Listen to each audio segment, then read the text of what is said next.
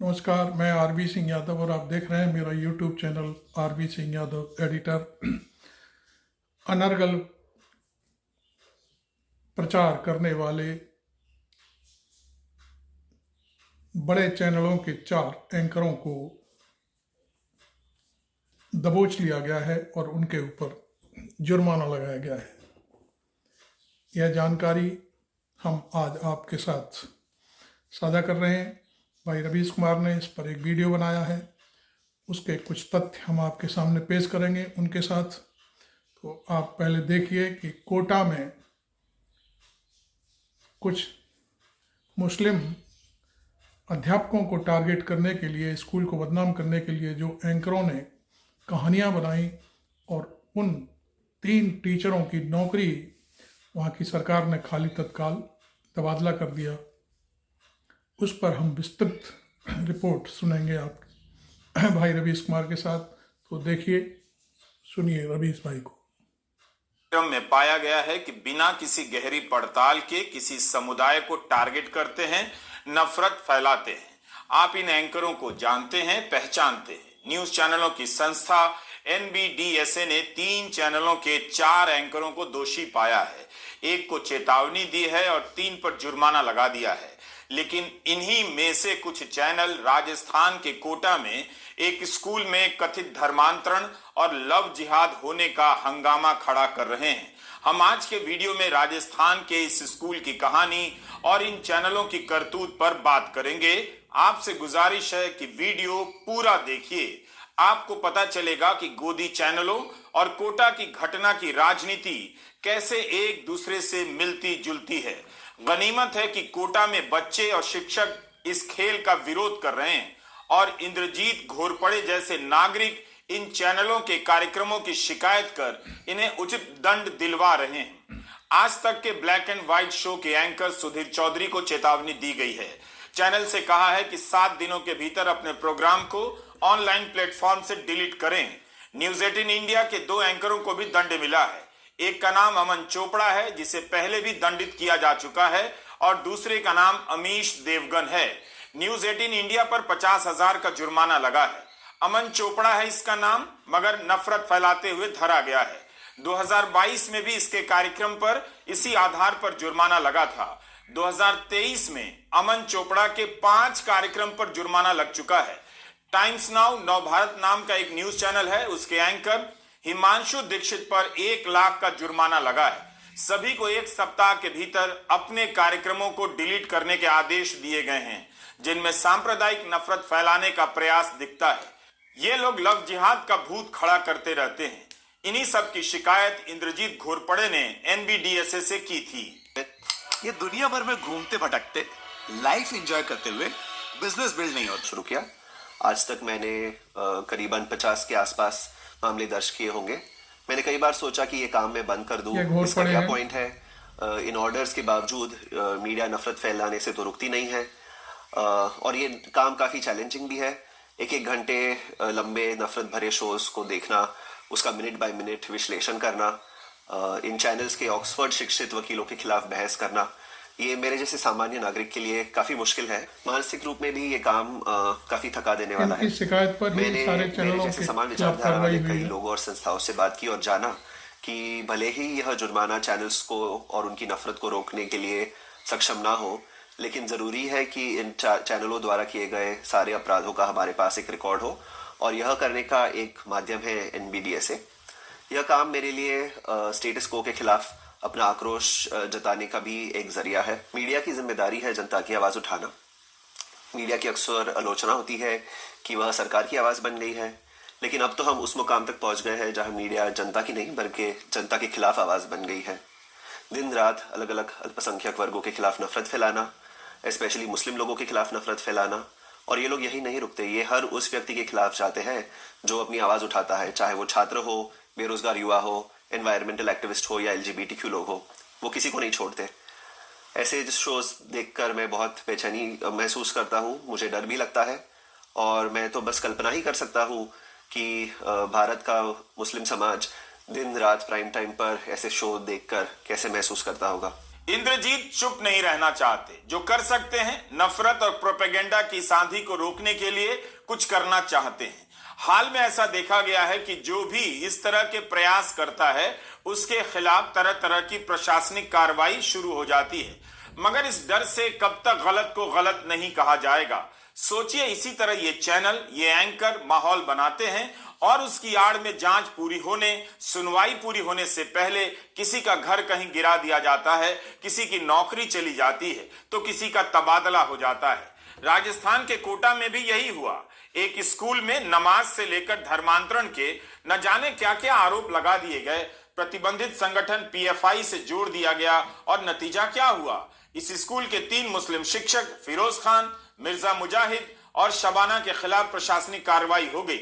सुधीर चौधरी, हिमांशु दीक्षित, अमन चोपड़ा, अमीश देवगन को पता होना चाहिए कि इस स्कूल में पढ़ रहे बच्चों ने, पढ़ा रहे शिक्षकों ने और प्रिंसिपल और गांव के कई लोगों ने तीनों मुस्लिम शिक्षकों का साथ दिया है और कहा है कि इन पर गलत आरोप लगाए गए हैं। हिंदू शिक्षक, हिंदू बच्चे, हिंदू माता पिता सब गलत को गलत बोल रहे हैं।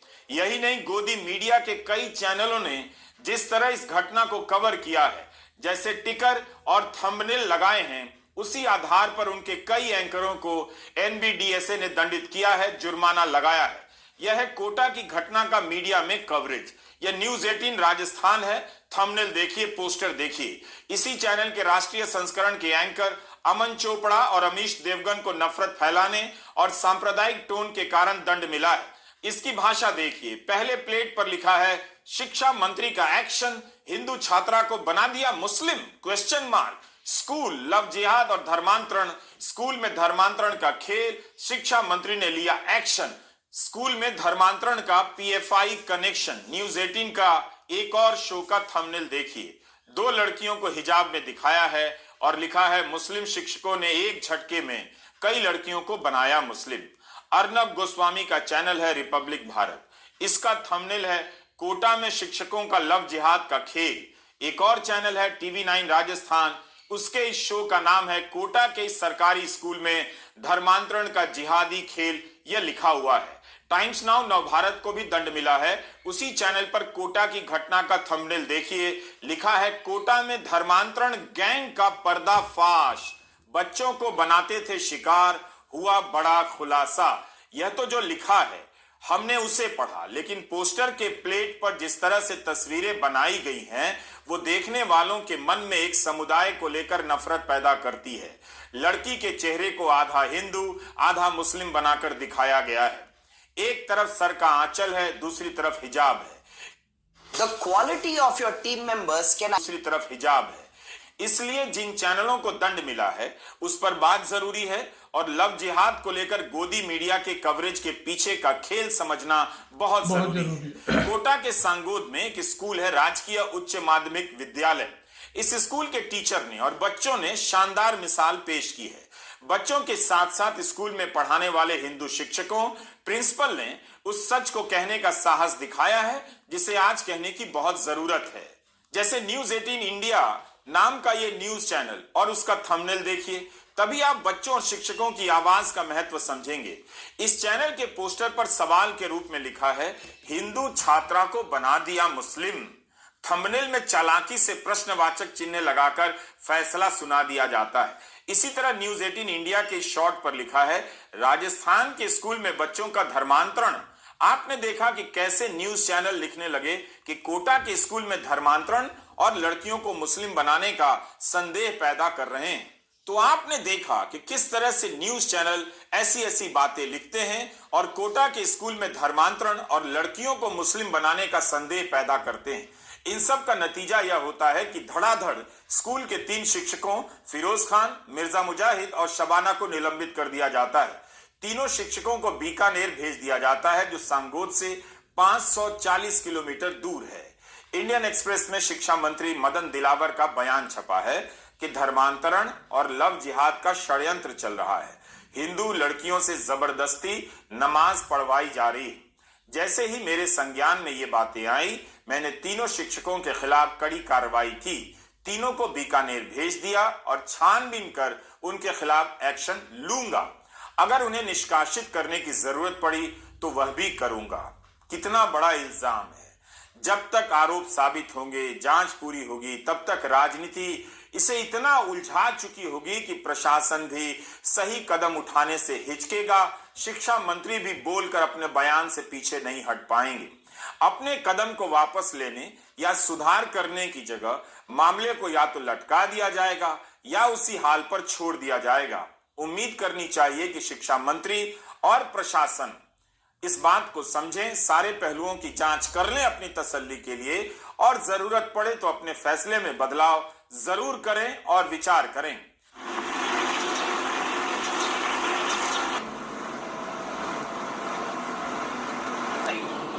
ये कोटा जाने वाला रास्ता है जिस पर खोजी रिपोर्टर कोटा पहुंचने वाले हैं। इस कहानी को ट्रैक करने उमर जब कोटा पहुंचे तब तक सोशल मीडिया में वीडियो वायरल हो गया था कि एक स्कूल के छात्र अपने मुस्लिम शिक्षक के लिए प्रदर्शन कर रहे हैं, उन पर लगाए गए आरोपों को गलत बता रहे हैं। आज के भारत में सिर्फ अफवाह उड़ा देने भर से कई जगहों पर मुसलमानों के घर पर बुलडोजर चल जाता है। उस भारत के ये बच्चे उनके साथ हो रहे गलत का विरोध करने सड़कों पर आ गए। यह कोई छोटी घटना नहीं है, बल्कि इसी में उम्मीद है कि एक दिन सबको इस नफरत से मुक्ति मिलेगी। इन बच्चों को देखकर महानगरों की हाउसिंग सोसाइटी के फालतू अंकिल एक दिन शर्माएंगे कि उन्होंने इतने सुंदर भारत में नफरत के बीज बो दिए। इसलिए कोटा की यह कहानी हर बच्चे को बताई जानी चाहिए। वैसे अंकिलों को बताने पर कोई पाबंदी नहीं है।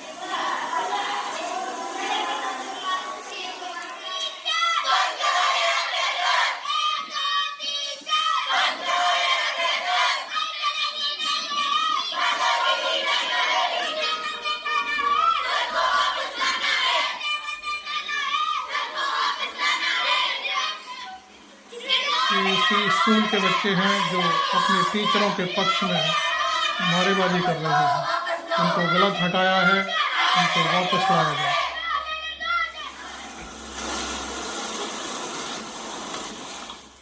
मुसलमान का नाम आते ही गोदी मीडिया कितना खतरनाक हो जाता है। नमाज पढ़ाने से लेकर धर्म बदलने का ऐसा भूत खड़ा करता है कि आम लोग भी पीछे हट जाते हैं। कम से कम सतर्कता बरती जानी चाहिए थी, ठीक से रिपोर्ट होना चाहिए था। एक महान धर्म को कम से कम इन एंकरों का कभी सहारा नहीं लेना चाहिए जो खुद अपने पेशे का धर्म नहीं निभा पाते हैं। ए टू काऊ घी इतना ज्यादा महंगा क्यों होता है, ये आपने बहुत बार सोचा होगा। नॉर्मली मार्केट में आप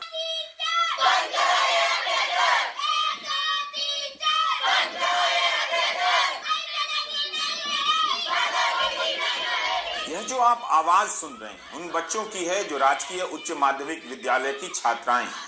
5वीं, 6वीं, 7वीं, 8वीं और 9वीं कक्षा के छात्र छात्राओं ने प्रदर्शन किया।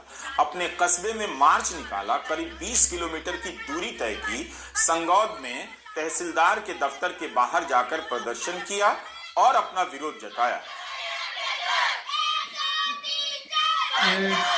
राजस्थान के जनपद कोटा की संगौल तहसील शिक्षकों के निलंबन का विरोध पर प्रदर्शन कर रहे बच्चे का मानना है कि फिरोज खान, मिर्जा मुजाहिद और शबाना के साथ गलत हुआ है। शबाना इस स्कूल में 6ठी से 8वीं तक के छात्रों को अंग्रेजी पढ़ाती थी। फिरोज 5वीं तक बच्चों को हिंदी और गणित पढ़ा रहे थे और मिर्जा सारे स्कूल के फिजिकल टीचर थे। मिर्जा मुजाहिद स्कूल के बच्चों को सूर्य नमस्कार भी कराते हैं। अब सवाल है कि यही स्कूल क्यों टारगेट हुआ होगा, तो एक जवाब इस बात से मिलता लगता है कि यहाँ 60% छात्र हिंदू हैं और 40% मुसलमान। जाहिर है किसी ने तो सोचा होगा कि ऐसे स्कूल में इस तरह की अफवाहों को खूब हवा मिल सकती है। इंडियन एक्सप्रेस के रिपोर्टर हमजा खान ने लिखा है कि स्कूल के गणतंत्र दिवस समारोह में एक नाटक का मंचन हुआ जिसमें एक लड़की भारत माता बनकर खड़ी होती है। हिंदू, मुस्लिम, सिख और ईसाई किरदार आकर उसे बदलने की कोशिश करते हैं और लड़ने लग जाते हैं। उसके बाद कुछ नागरिक आकर भारत माता को बचा लेते हैं, फिर तिरंगा लहराया जाता है। इस स्कूल के प्रिंसिपल कमलेश बैरवा ने इसे सर्वधर्म समभाव का नाटक बताया है। शिक्षक होने के नाते हमारा फर्ज है कि समाज में एकता का संदेश जाए, ये कहा है। मगर इस नाटक के कुछ हिस्से काटकर सोशल मीडिया पर वायरल किए गए और कहा गया कि छात्रों से देश की प्रतिमा के बगल में नमाज पढ़वाई जा रही है। वीडियो को एडिट किया गया था। कायदे से ऐसा करने वालों के खिलाफ कार्रवाई होनी चाहिए थी, मगर एक्शन ले लिया गया शबाना, फिरोज और मिर्जा के खिलाफ। ये जो लव जिहाद का मामला है, तो मैंने यहाँ मेरे को नौकरी करते हुए अराउंड 3 साल हो गए और मैंने कभी यहाँ देखा नहीं इस प्रकार का कोई मामला। और इस मामले में ना तो कभी गाँव वालों की शिकायत मिली मौखिक और लिखित, और न ही कभी बच्चों की शिकायत मिली लिखित और मौखिक। तो मेरे संज्ञान में इस प्रकार का कोई भी मामला मैंने यहाँ देखा नहीं, तो मैं इसके लिए ना करता हूँ। सर देखिए, मेरे साथ साथ जो मेरे स्कूल में जो स्टाफ साथी हैं उन सब ने यही कहा है और उनका सबका यही कहना है कि उन्होंने कभी लव जिहाद, धर्मांतरण इस प्रकार की कोई प्रक्रिया यहाँ पर देखी नहीं। क्या शिक्षा मंत्री मदन दिलावर ने जल्दी में कदम उठा लिया? क्या इन फैसलों पर स्थानीय हिंदू संगठन और मीडिया की चीख चिल्लाहट का असर रहा होगा? टीवी 18 जैसे चैनल फ्लैश करने लगे कि धर्मांतरण के खिलाफ शिक्षा मंत्री दिलावर ने लिया बड़ा एक्शन। मगर इस आरोप को हवा कहां से मिली? जब आप ये जानेंगे तो आप उन अंकिलों के पांव पकड़ लेंगे जो दिन रात आपकी हाउसिंग सोसाइटी और मोहल्ले में नफरत फैला रहे हैं, यह कहते हुए कि अंकिल जी अब इस देश में और नफरत मत फैलाइए। मीडिया रिपोर्ट में एक संगठन का नाम सामने आया है, सर्व हिंदू समाज। 20 फरवरी को इसके सदस्य राजस्थान के शिक्षा मंत्री को एक मेमोरेंडम देते हैं जिसमें आरोप लगाया जाता है कि स्कूल में लव जिहाद, धर्मांतरण और इस्लामिक जिहादी गतिविधियां हो रही हैं। मुस्लिम शिक्षकों ने हिंदू छात्रों से नमाज पढ़वाई है। एक अन्य आरोप लगाया गया कि एक छात्रा के 2019 के एडमिशन फॉर्म में उसका धर्म इस्लाम लिखा गया है। इसे पाकिस्तान, पीएफआई और दावत इस्लामी के षड्यंत्र से जोड़ दिया गया। इसके बाद 3 शिक्षकों को निलंबित कर दिया गया। किसी ने सोचा तक नहीं कि एक स्कूल में जहां और भी शिक्षक हैं, प्रिंसिपल हैं, 3 शिक्षक मिलकर धर्मांतरण कैसे कर सकते हैं। अगर धर्मांतरण हुआ है तो क्या उसमें सभी तीनों की सामूहिक भूमिका है जो मुसलमान है? इस सवाल का जवाब तो मिला ही नहीं। क्या मीडिया ने पूछा भी होगा? या शिक्षक मुसलमान हैं तो जितने मुसलमान शिक्षक हैं उन सभी को पहली नजर में दोषी मान लिया जाएगा? दरअसल क्या है, मैं 19 तारीख से ही मेरे फूड पॉइजनिंग की वजह से एडमिट था हॉस्पिटल में। तो वहां मुझे आईसीयू में भर्ती किया गया। 3 दिन के बाद मुझे छुट्टी दी गई। मैं घर पर आया 22 तारीख को, तो शाम को मेरी वहां से छुट्टी हुई। मैंने वहां पर घर पर आकर रात को थोड़ा रेस्ट कर रहा था, तो मैसेज वगैरह देखे तो उसमें मेरा निलंबन का ऑर्डर देखा। मेरा दिमाग खराब हो गया तुरंत से। मैंने कहा ये एकदम से ही कैसे, जबकि मुझे कुछ पता ही नहीं था कि किस कारण से एकदम से मुझे निलंबित। उसमें निलंबन ऑर्डर में लिखा हुआ था कि लव जिहाद और नमाज पढ़ाना इस तरह की गतिविधियों के कारण आपको निलंबित किया जाता है। मुसलमानों को परेशान करने वाला ही मसला लगा मुझे तो, क्योंकि और भी तो सभी टीचर हैं, सब टीचरों ने गवाही दी है, केवल मुस्लिम को ही टारगेट बनाया गया। बाकी सभी बच्चों से भी गवाही ली गई, उसमें नॉन मुस्लिम भी हैं, मुस्लिम भी हैं। सभी ने बोला है कि सर ऐसे कभी हुआ ही नहीं स्कूल के अंदर, एकदम गलत है। थोड़ी भी सच्चाई होती तो हम मानते, कोई दिक्कत नहीं है। कोई बयान देता तो हम मानते भी सही, एकदम झूठे इल्जाम है। हमने हमेशा ईमानदारी से नौकरी की है, टाइम से जाना, टाइम से आना। इतनी दूर से जाने के बाद भी हम टाइम से 5-7 मिनट पहले पहुंचते, प्रेयर कराना, सारा जो भी गवर्नमेंट नियम निकाले उसके हिसाब से हम सारा कार्यक्रम करा रहे हैं। उसके बावजूद भी अगर परेशान किया जाए तो मीडिया कैसे कैसे कहानी खड़ी करता है। न्यूज एंकर अमन चोपड़ा, अमीश देवगन, नवभारत के हिमांशु दीक्षित और आज तक के सुधीर चौधरी को चैनलों की संस्था एनबीडीएसए ने दंडित करते हुए अपने फैसले में लिखा है। और किसने लिखा है? सुप्रीम कोर्ट के रिटायर्ड जस्टिस ए.के. सीकरी ने लिखा है कि जब तक यह साबित ना हो जाए कि दबाव डालकर या प्रलोभन से धर्मांतरण कराया गया है या शादी कराई गई है, आप पूरे समुदाय को टारगेट नहीं कर सकते हैं। निलंबित किए गए 3 शिक्षकों में से एक फिरोज खान ने उम्मीद नहीं छोड़ी है। उन्हें भरोसा है कि न्याय मिलेगा। फिरोज खान का कहना है कि 32 साल 5 अलग अलग स्कूलों में उन्होंने पढ़ाया है। यह उनका 6ठा स्कूल है जहां वे 5 साल से पढ़ा रहे हैं, मगर कभी ऐसे आरोप नहीं लगे। वे 5वीं तक के बच्चों को पढ़ाते रहे हैं। जब वो लड़की स्कूल में आई तो 10वीं में भर्ती हुई थी। फिरोज ने कभी नहीं पढ़ाया। फिरोज खान ने कहा कि अगर हम उस लड़की के धर्मांतरण की कोशिश भी करते तो स्कूल में बड़ी संख्या में हिंदू शिक्षक थे, क्या वे ऐसा होने देते?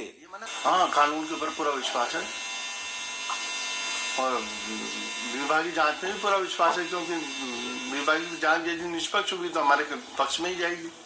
बहुत दुख होता है मुझे तो इस सुनकर के, बहुत दुख हुआ सर। मैंने कभी सोचा भी नहीं था कि पूरी जिंदगी की 30 से 32 साल की मैंने नौकरी हो गई और ये मेरा छठा स्कूल है। जहाँ भी मैं गया वहाँ बिल्कुल भाईचारा से और बिल्कुल अच्छे तरह से रहा, लोग मेरे साथ बिल्कुल हिल मिल के और घुल के रहे। लेकिन ये एक ऐसा स्कूल है जिसमें आकर के, और ये भी 5 साल से बहुत बढ़िया चल रहा था सर। यहाँ के लोग मुझसे मिल रहे थे, हिल रहे थे हर तरीके से, है ना। अभी 31 जनवरी को हमारा सर एनुअल फंक्शन हुआ जिसमें मुझे पुरस्कृत किया गया वहाँ गाँव वालों की तरफ से। हाँ, मेरा सम्मान किया गया। लेकिन ये आकर के और 5 फरवरी के बाद से ही ये केस हुआ। उसके बाद हम मुस्लिम कम्युनिटी के टीचर के ऊपर ये इल्जाम लगाया गया है, मुस्लिम कम्युनिटी के टीचर के ऊपर कोई टारगेट किया गया है। यदि आप ये बात मतलब थी तो फिर वहाँ हिंदू कम्युनिटी के लोग भी थे, वो भी तो इस चीज को देख रहे थे, उनके सामने भी तो अगर होता तो ये कार्यक्रम वो भी तो इसका ऑब्जेक्शन उठा सकते थे। लेकिन ऐसा कुछ नहीं है, सिर्फ मुस्लिम कम्युनिटी के टीचरों पर ही ये इल्जाम लगाया गया है। हाँ, जितने भी हिंदू मुसलमान जितने भी बच्चे पढ़ते हैं वो सब एक साथ हिल मिल के रहते हैं, हिल मिल के साथ ही खाना खाते हैं और सभी कार्यक्रम में हिल मिल के ही भाग लेते हैं। तथा वहाँ 15 का स्टाफ है, 15 के स्टाफ में से 12 हिंदू कम्युनिटी के टीचर्स हैं, हम 3 मुस्लिम कम्युनिटी के टीचर्स हैं। और सभी हिंदू कम्युनिटी के टीचर से बिल्कुल पूछताछ की जाए और उनसे गहन जांच की जाए और वहाँ के जो 200 बालक बालिकाएं हैं उनसे भी पूछताछ की जाए तथा जो बिल्कुल निष्पक्षता होकर के जांच की जाए। ये लड़की जरूर 2019 में 10th क्लास में एडमिशन हुआ था इसका और 2022 में इसने सीनियर पास करके निकल चुकी थी। जी 2019 में मैं इसी स्कूल में था, लेकिन मैं स्कूल में लेवल 1 का टीचर हूँ जो कक्षा 1 से 5वीं तक पढ़ाता हूँ, जबकि ये लड़की 10वीं के एडमिशन लिया था इसने। ये 10वीं 11वीं और 12वीं स्कूल में शिक्षा प्राप्त की थी। इस क्लास से मेरा कोई लेना देना नहीं था। मैं लड़की को जरूर जानता जरूर था, लेकिन मेरा अध्ययन शिक्षण से और इस लड़की से कोई संबंध नहीं था। मैं कक्षा 1 से 5वीं तक के विषय पढ़ाता हूँ, कक्षा 1 से 5वीं तक की क्लास को ही पढ़ाता हूँ और ये मेरा कार्य है। और उस लड़के को तो हम अभी तक इसकी स्टाफ में या किसी को हम जानते भी नहीं है। तो क्या इस मामले में धर्मांतरण और लव जिहाद साबित हो गया था, जो चैनलों ने प्रश्नवाचक चिन्ह लगाकर चलाए हैं? एक गांव के स्कूल के साथ क्या उन्हें ऐसा खिलवाड़ करना चाहिए था? क्या इस तरह की जल्दबाजी का वहां पढ़ने वाले बच्चों के सामाजिक भविष्य पर असर नहीं पड़ता है? उमर ने जानने की कोशिश की कि धर्मांतरण की यह आग कैसे सुलगाई गई। इसी साल जब स्कूल से पास हो चुकी एक लड़की एक मुस्लिम लड़के के साथ भाग गई तो उसके परिवार ने पुलिस में शिकायत की। लड़की की जानकारी के लिए जब स्कूल से संपर्क किया गया तो ट्रांसफर सर्टिफिकेट में देखा गया उसके धर्म के आगे इस्लाम लिखा हुआ है। दक्षिणपंथी समूहों ने कहना शुरू कर दिया कि स्कूल के शिक्षकों ने उसे बरगलाया है। 26 जनवरी के नाटक के एक टुकड़े को सबूत के तौर पर दिखाया गया, मगर स्कूल के प्रिंसिपल, शिक्षक और फिरोज खान का कहना है कि ये एक मानवीय चूक थी। स्कूल के बाकी सभी दस्तावेजों में उसकी पहचान हिंदू के रूप में ही दर्ज है। हुआ यह था कि 2019 में एक ही नाम की 3 लड़कियों का एक साथ एडमिशन हुआ, 2 मुस्लिम थी और एक हिंदू। इस कारण यह गलती हो गई। टीसी फॉर्म पर लड़की के पिता के हस्ताक्षर भी थे। आप ही दिमाग लगाइए, सोचिए कि क्या धर्मांतरण ऐसे होता है? एक कॉलम में इस्लाम लिखकर वहां कितनी ही हिंदू लड़कियां पढ़ती हैं, उनके साथ तो ऐसा नहीं हुआ। लेकिन न्यूज चैनलों ने क्या क्या नहीं लिख दिया कि हिंदू लड़कियों को मुस्लिम बनाया जा रहा है। जो उस छात्रा जो पहले पास आउट हो चुकी है और उसके यहाँ से जाने के बाद ये मामला तुल पकड़ा है। पहले वो लड़की यहाँ कक्षा 9th में एडमिशन के लिए आई, 10th पास आउट होने के बाद यहाँ 10th में एडमिशन लेने के लिए आई, तो उसके साथ उसके गार्जियन भी थे। तो उनके सामने ही वो फॉर्म भरा था सर ने, और उस फॉर्म को फिल करने के बाद उस लड़की के गार्जियन ने भी उस पर साइन किए। तो उसके बाद उस वक्त के जो इंचार्ज थे उन्होंने उसको स्टडी किया, और हमारा जो स्कूल का मेन स्कूल रजिस्टर होता है, SR रजिस्टर, उसमें इस प्रकार की कोई गलती नहीं है। मात्र जो एडमिशन फॉर्म है उसी में प्रकार की गलती थी और उसको भी सर ने एक्सेप्ट किया है कि ये मेरी मानवीय भूल है, ह्यूमन एरर है, इसकी वजह से ये हुआ है, बाकी मेरा इस प्रकार का कोई इंटेंशन नहीं है। मंत्री जी ने कार्रवाई भी कर दी, मगर गांव में शिक्षकों से लेकर शिक्षा विभाग के स्थानीय अधिकारियों ने यही कहा है कि ऐसा कोई षड्यंत्र नहीं है। प्रिंसिपल बैरवा ने कहा है कि मैं 3 साल से यहाँ हूं और कभी भी ऐसा कुछ नहीं देखा, ना ही धर्मांतरण की कोशिश हुई और ना ही स्कूल के प्रांगण में नमाज अदा करने की कोई घटना सामने आई। ये सब उन शिक्षकों के लिखित बयान है जिसमें उन्होंने कहा है कि सारे आरोप बेबुनियाद हैं और इनके नाम है सुरेंद्र कुमार मीणा, रानू कुमारी, कमलेश कुमार बैरवा, दीपक नकवाल, सुमन लता मीणा, रविंद्र कुमार वर्मा, वंदना कलोसिया, शबाना और फिरोज खान। इन सभी शिक्षकों का कहना है कि स्कूल में ऐसी कोई भी घटना नहीं हुई। कुछ टीचर जिन्होंने गणतंत्र दिवस का नाटक देखा था, उन्होंने कहा कि नाटक में कुछ भी आपत्तिजनक नहीं था। अब तो खुद उस लड़की ने भी 23 फरवरी को एफिडेविट में लिखकर कह दिया है कि वो हिंदू है और उसने गलती से अपनी टीसी में हिंदू की जगह इस्लाम लिख दिया था। इंडियन एक्सप्रेस ने यह रिपोर्ट किया है। हम एक दूसरे को कितना कम जानते हैं, कितना आसान है मुसलमान के नाम पर अफवाह फैला देना, डरा देना और आपके मन में नफरत भर देना। गोदी मीडिया जानता है, इसलिए दिन रात इस तरह के कार्यक्रमों के जरिए आपके दिलो दिमाग को प्रदूषित किया जा रहा है। यह रात का कोटा है, ज्यादा नहीं दिखाना चाहता, वरना आजकल लोग ऐसी जगहों को देख सेल्फी के लिए दौड़ पड़ेंगे। उन्हें अब इससे मतलब नहीं रहा कि बिजली की रोशनी से रात की सुंदरता पैदा की जा सकती है, मगर यह कोटा की हकीकत नहीं हो सकती। इसी कोटा में कितने ही बच्चे मानसिक परेशानियों के शिकार होकर अपनी जिंदगी खत्म कर लेते हैं। आईआईटी और मेडिकल की परीक्षा पास ना करने की हताशा इस तरह की रोशनी में नहा रहे कोटा में नहीं दिखेगी। उसी तरह यहाँ के एक स्कूल में जिस तरह से धर्मांतरण का भूत खड़ा किया गया है, उसे देखने के लिए आपको अपनी नजरों से बल्ब की ऐसी नकली रोशनी हटानी पड़ेगी।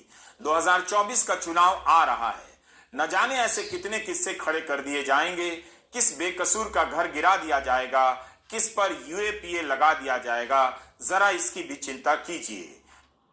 कोटा की यह घटना विचित्र नहीं है, बल्कि अब तो इस तरह की घटनाओं का पैटर्न फिक्स हो चुका है। आज के द हिंदू में लंबी रिपोर्ट छपी है मध्य प्रदेश से कि कैसे चुनावों को देखते हुए मामूली अफवाहों और अतिक्रमण के नाम पर मुसलमानों के घर तोड़ दिए जाते हैं, दुकानें तोड़ दी जाती हैं। उस रिपोर्ट में आप पढ़ेंगे कि चुनाव खत्म होते ही इन अफवाहों में, आरोपों में दिलचस्पी समाप्त हो जाती है, लेकिन चुनाव के नाम पर किसी का घर तोड़ दिया जाता है। क्या यह सही है?